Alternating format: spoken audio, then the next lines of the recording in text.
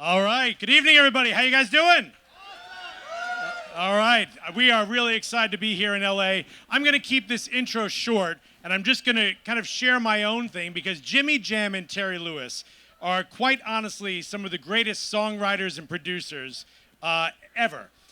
I'm going to give you the list of some of my personal bands they've worked with. Climax, the SOS Band, Cheryl, Janet Jackson, the Human League, New Edition, Sounds of Blackness, Michael Jackson, Mary J. Blige, Usher, and the list goes on and on. So please welcome to the stage. We're really excited. These two gentlemen, they are Grammy Award winners, ASCAP Award winners, Essence Award winners, and as of tomorrow night, they will be Rock and Roll Hall of Fame inductees. Ladies and gentlemen, Jimmy Jam and Terry Lewis.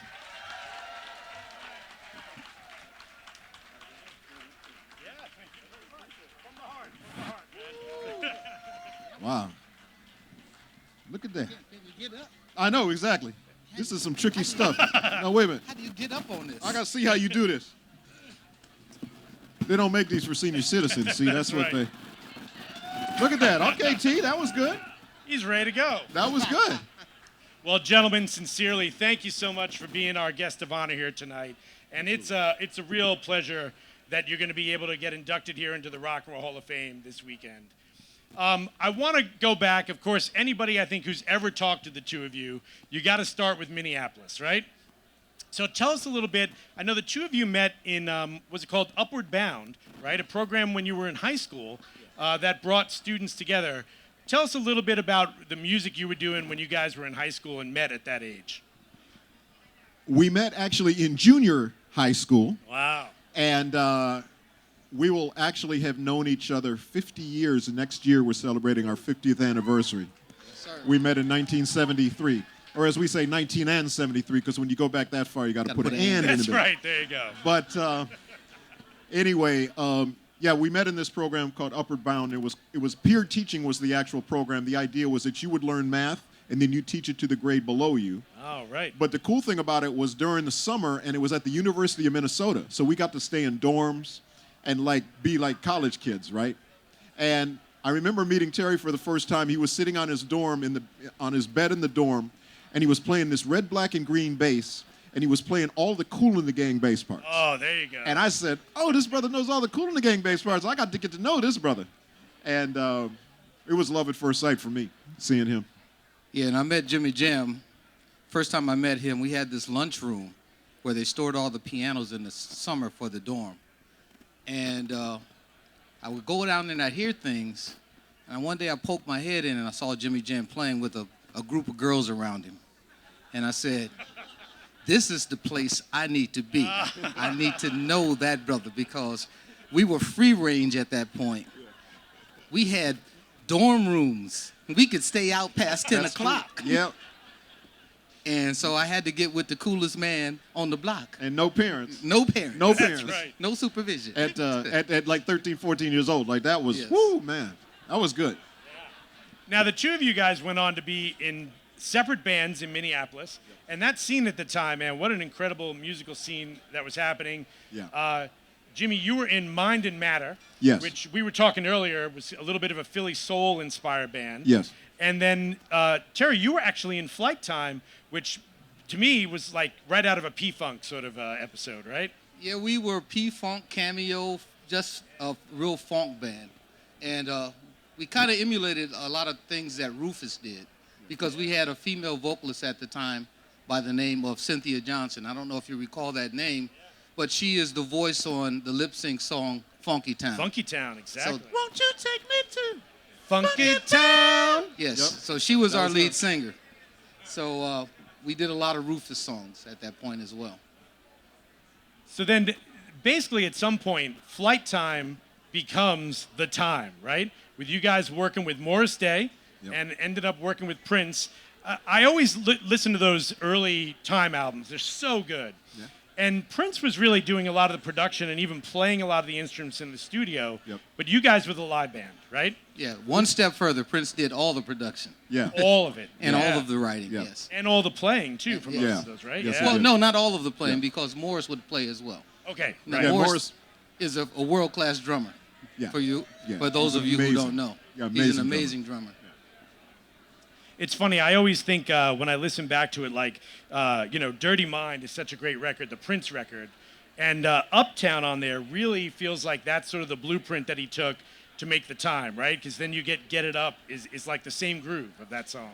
Yeah, I think Prince, the time for him was just, writing-wise, was just kind of an outlet to be, just be black and just have some fun, Because we were all about fun. You can't have funk without fun.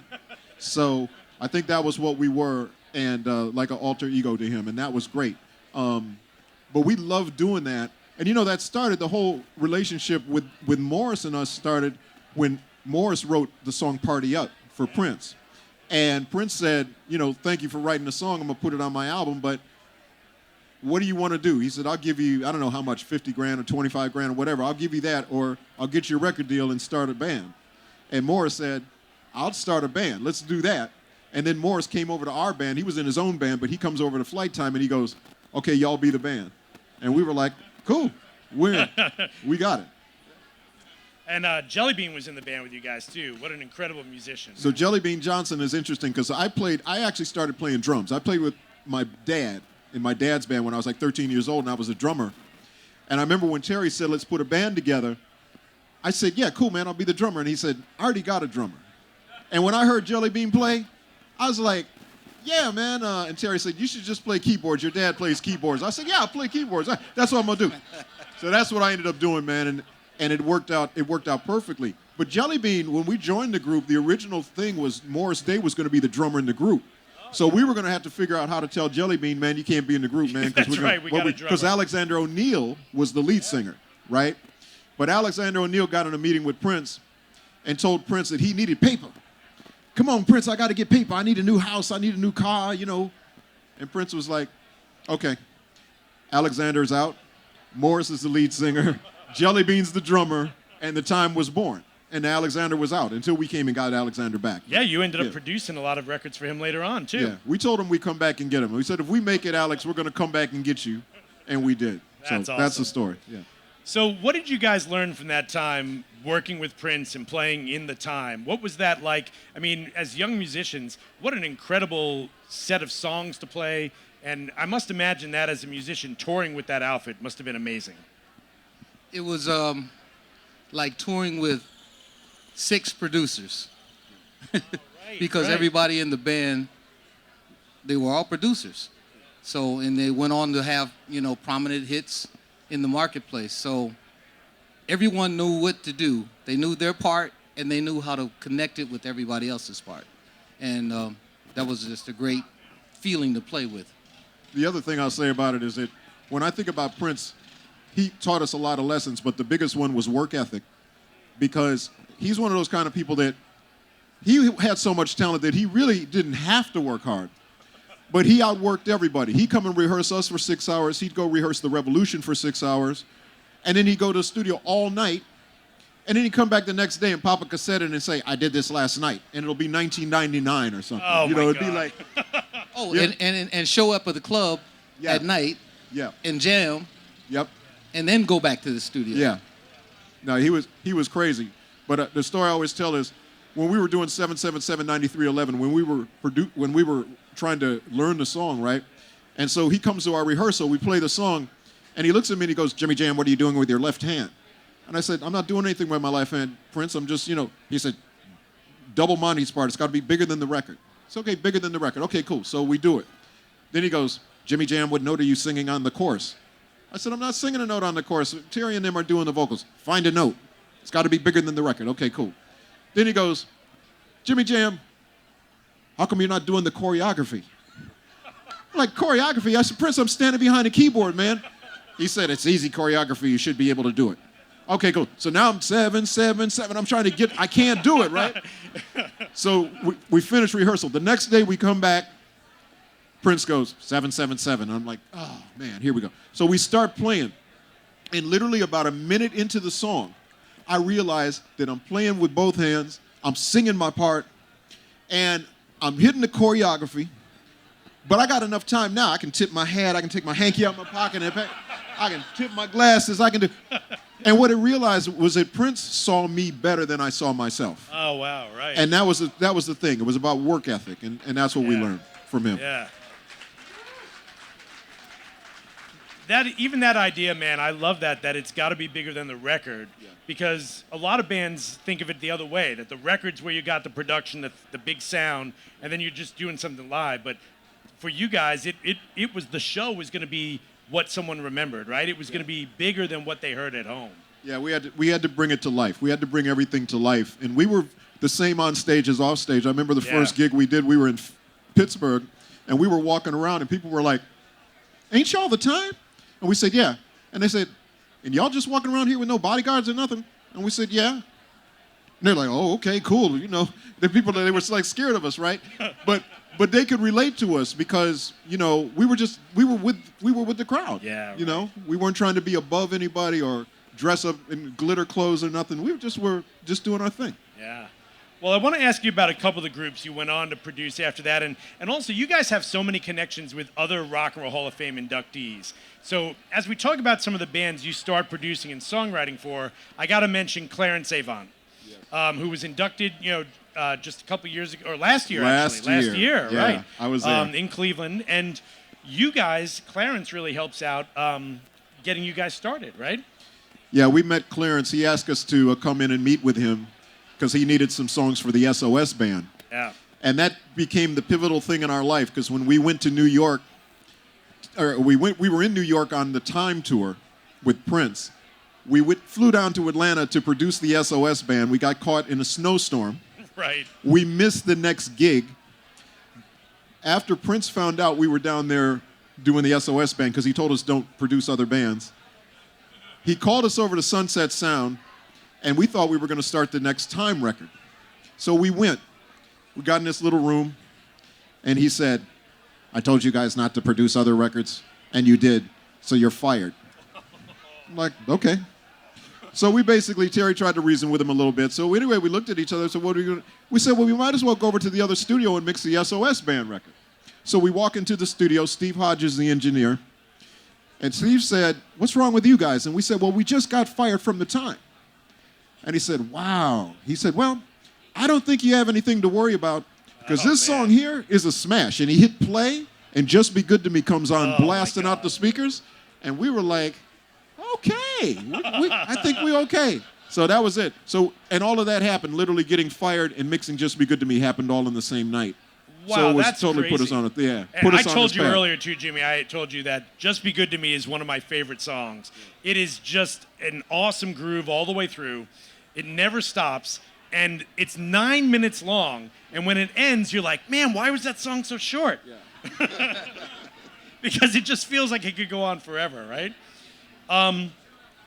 You guys also ended up working with Climax, producing "Wild Girls," another great song that kind of, it's a song that feels like you're sort of on to where your sound, the Jimmy Jam, Terry Lewis sound, is going to end up. Yeah, "Wild Girls" was interesting because we played that for Prince. And at first he laughed when he first heard it. Absolutely. And about halfway through it, he kind of put his head down. And he leaned on the board just like Terry's doing. And he just said, and he looked up at us and he said, "This could be a hit. Oh, no way. This could be a hit." And so when he said that, but then he told us a bunch of stuff. He gave us a bunch of advice on what we should do on the record. And You need to put clavinet. Yeah, we need to put clavinet need to on put it. horns. Horns on it. All the stuff that he didn't do on records, right? And we were like, okay, Prince. And as we were driving away, then the spell snapped out of it. And we're like, what the hell he's talking about? He's trying to sabotage our record. Like, he's trying to get us to make the record in the wrong way. We almost drunk the Kool-Aid. Yeah, we almost drunk the Kool-Aid. But Good, it was good advice cool. you didn't take, Yeah, right? good advice. Good advice we didn't take. The cool thing about Climax, though, was we put them on a direction. Like Joyce Irby, who was the bass player, we got her to sing, and we got Bernadette, who was the drummer. We got her to put her idea. So like when Menopause came out, and "I Miss You," the beautiful ballad and all that, we were the ones that got them to kind of be your own band. Don't wait for people to do your thing for you. Do your own thing. And I think it was very empowering for them, and they appreciated it. So, and we did too. So. Well, we got to talk about, of course, the album that I'm sure you've talked about a billion times, which is "Control" by Janet Jackson. that record That's okay. from That's start all to right. finish. Yeah, it's an all right record, okay. man. It's all right. pretty good. It's growing on me. It's growing on me. That's right. One day we're gonna dig it. Yeah. That record, I think the story I've heard you told before is that John McClane sort of hooked you up and gave you the opportunity to kind of grab onto Janet, and then working with her and hanging out with her in Minneapolis, you guys basically came up with what becomes Control. And I thought in many ways, when I listen to it, I think, yes, this is Janet taking control of her own career, her destiny, her songwriting, moving away from the Jackson family legacy. But in a way, it's you guys taking control of where Jam and Lewis are going to go next, too, don't you think? I don't know. It could be. I think the formula, I don't even like to call it a formula, but our thought was to get to know the artists and really give them music that relates to them directly. I remember we went to a meeting before we started Control, and they played Janet. The record we did before Janet was Patty Austin. Oh, yeah. And Patty Austin was a big hit, but it ended up with strings and live drums and this whole kind of lush sound. But that was for Quincy Jones. And we were trying to make a Quincy Jones record, right? And she said, I don't think I want my record to sound like that. And we said, no, Janet, you'll have your own sound. And her dad was at the meeting, and her dad said, you guys are from Minneapolis. And we said, yeah. And he said, Prince is from Minneapolis. And we said, yeah. He said, don't have my daughter sounding like Prince. Oh, man. Okay, Mr. Jackson, Yeah, it you was got Joe it. Jackson, right? Yeah. You got it. But yeah, we talked to her. She kept saying, when are you going to go in the studio? When are we going to start working? And after about 4 or 5 days of just hanging out, we said, oh, we're working. And we showed her the beginning of Control, the lyrics to Control. And she said, oh, this is what we've been talking about. And we said, yeah. And she said, so whatever we talk about, that's what we're going to write about? And we said, yeah. And then she said, well, I want to write about this and I want to write about that. So once again, just by asking the artists what they want to do, Yeah. and then we just try to help them bring it out the best way we can. That relationship you've had with Janet has lasted so long through so many great records. And I think, too, with you guys, you're not just producers, you're songwriters, and that's sort of the package. When someone works with Jam and Lewis, they're getting that whole thing, your production sound, your studio, your songwriting, and that. Why has that relationship with Janet continued to be so productive over the years? I think it was forged in freedom. Yeah. And I think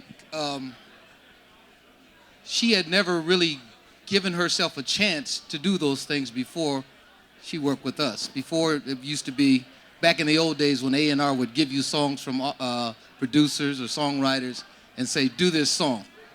So when she got with us, at that time she had decided she really wanted to be a recording artist because she was already a television star. Yeah. And she decided, okay, I really want to do this. And then all we did was listen. And, you know, that just let her open up.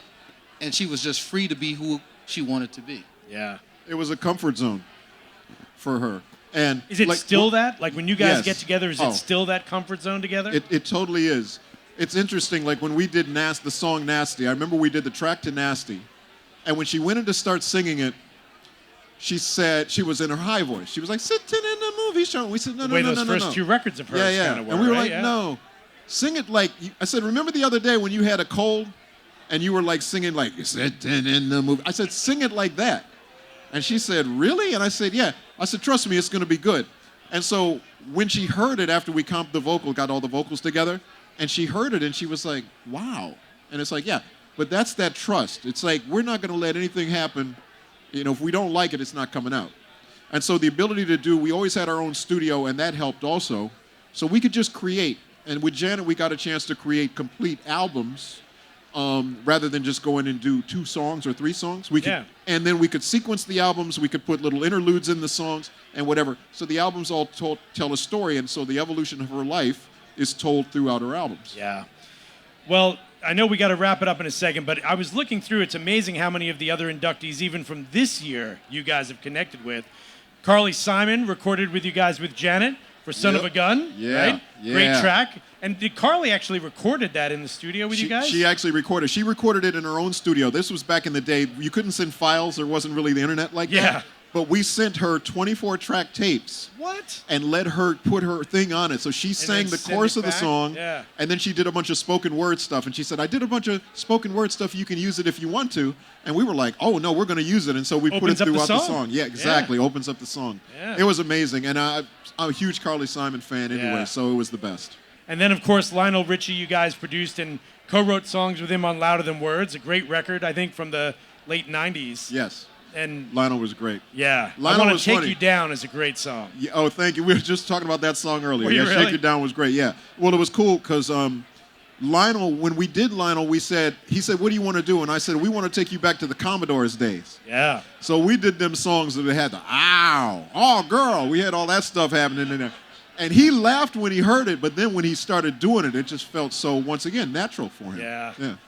Well, congratulations, too. Last year, you guys put out Jam and Lewis Volume 1, which somehow only just happened now. I heard you, right? Give it up for that. I mean, that record, man, it's basically like you went back through the Rolodex and you were like, remember all those songs we did for you? How about you come do one for us? Mary J. Blige, Boys to Men, Mariah Carey, Babyface, Toni Braxton, Usher, Morris Day, and The Roots.